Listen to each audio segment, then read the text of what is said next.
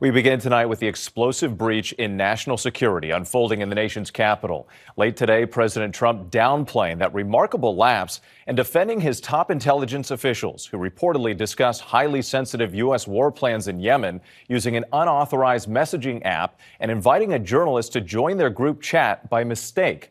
Director of National Intelligence Tulsi Gabbard and CIA Director John Ratcliffe testifying before a heated Senate panel today.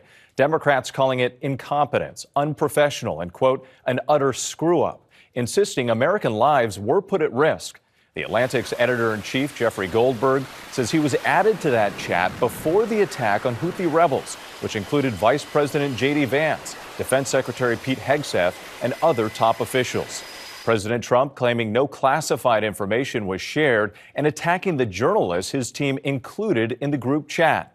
Democrats calling for an investigation, saying if the chat was not classified, it should be made public. ABC's chief global affairs correspondent Martha Raddatz leads us off in Washington. Tonight, President Trump trying to downplay an extraordinary lapse in national security. Members of his inner circle, including Vice President J.D. Vance and Defense Secretary Pete Hegseth, reportedly discussing highly sensitive U.S. war plans on a commercial messaging app. All while a journalist says he was reading the messages in real time. There was no classified information, as I understand it. They used a app, if you want to call it an app, that a lot of people use. Trump defending his national security advisor, Mike Waltz, who Jeffrey Goldberg, editor of The Atlantic, said apparently inadvertently added him to the group on the Signal app. He's a very good man, and he will continue to do a good job. Goldberg says Hegseth shared operational details of the U.S. strikes on the Iran-backed Houthis earlier this month, including precise information about weapons packages, targets, and timing. Trump today asked if Waltz made a mistake. No, I don't think he should apologize. I think he's doing his best. It's equipment and technology that's not perfect, and probably he won't be using it again, at least not in the very near future. What do you think? Yes, sir. I agree with you. Let's get everybody in the room whenever possible. Tonight, Waltz spoke out on Fox News. I take full responsibility. I built the group. My job is to make sure everything's coordinated. Hegseth overnight denied sharing sensitive information about the attack.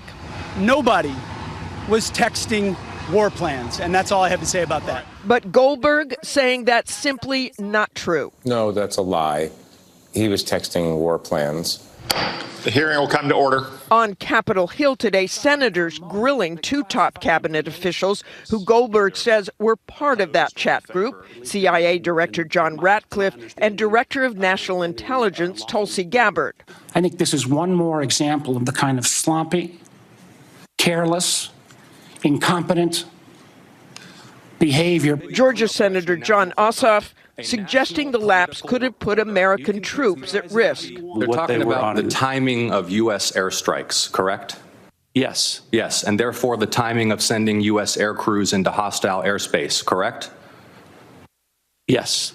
So the attack sequencing and timing and weapons and targets you don't consider should have been classified? I defer to the Secretary of Defense, the National Security Council on that question. Despite the administration's insisting war plans were not shared, some Republicans today not convinced. Yeah, that's criticizing the reporter. That's baloney. I don't think they ought to just be honest and own up to it. President Trump says an FBI investigation is not necessary. But as much as President Trump and his national security team want to put this behind them, many on the Hill are not buying it and are pressing for accountability. Whit? Martha Raddatz for us tonight. Thank you.